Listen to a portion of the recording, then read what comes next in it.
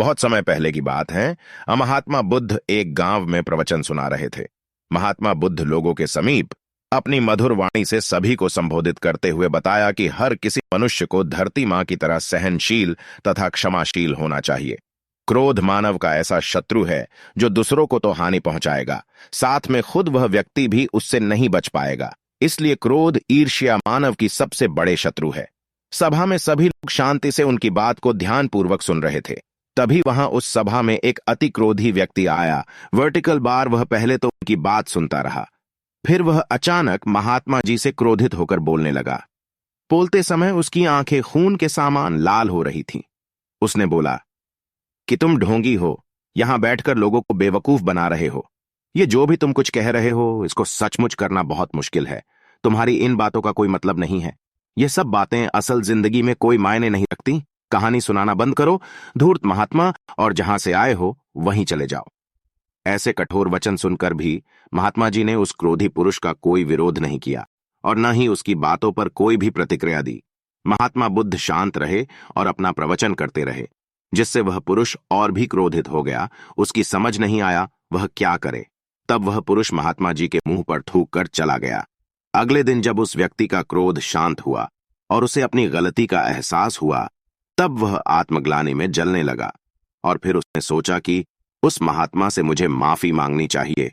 वह महात्मा जी की खोज में उसी स्थान पर गया जहां महात्मा जी कल प्रवचन दे रहे थे। लेकिन महात्मा जी वहां कहां मिलने वाले थे। वह तो अपने शिष्यों के साथ अन्य किसी गांव की यात्रा पर निकल पड़े। वह पुरुष सब लोगों से महात्मा जी के बारे में पूछता पूछता उस स्थान पर पहुंच गया जहां की महात्मा जी प्रवचन कर रहे थे। तब उस पुरुष को महात्मा जी के शिष्यों ने उसे उनके पास जाने से रोका, लेकिन महात्मा जी ने अपने शिष्यों को आदेश दिया कि आने दो। तब वह पुरुष महात्मा जी के चरणों पर गिर गया और उनसे बोला, मुझे क्षमा कीजिए महाराज। उसने महात्मा जी से पूछा, क्या आप भूल गए हो कि मैं वही हूं जिसने कल आपका इतना अपमान किया था? मैं अपने दुष्ट व्यवहार की आपसे माफी मांगता हूं। तब महात्मा जी ने बड़े शालीनता से उस पुरुष से बोले कि कौन सी बात? तब उस पुरुष ने बड़ी हैरानी से महात्मा जी की ओर देखा। महात्मा जी बोले कि मैं तो बीती बातें वहीं छोड़ आया, क्योंकि बीता हुआ कल कभी वापस लौट कर नहीं आता। इसीलिए बीती हुए बातों की वजह से आज और अपना आने वाला कल नहीं बिगाड़ना चाहिए। जो हो गया सो हो गया। तुम्हें अपनी भूल का एहसास हुआ, यही सबसे बड़ी बात है।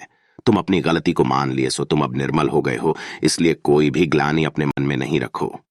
अपने आने वाले कल के बारे में विचार करो और उसे सुधारने का प्रयास करो।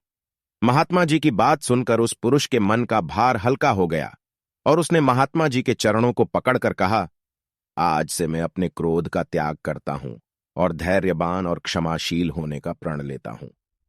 तो दोस्तों, हमें इस कहानी से यह प्रेरणा मिलती है कि यदि अपने बीते हुए कल की गलती को लेकर हमें वर्तमान में उसका पछतावा न करते हुए उस गलती को अपने भविष्य में कभी नहीं करने का वचन लेना चाहिए, क्योंकि दोस्तों, बीता हुआ कल कभी लौटकर वापस नहीं आता।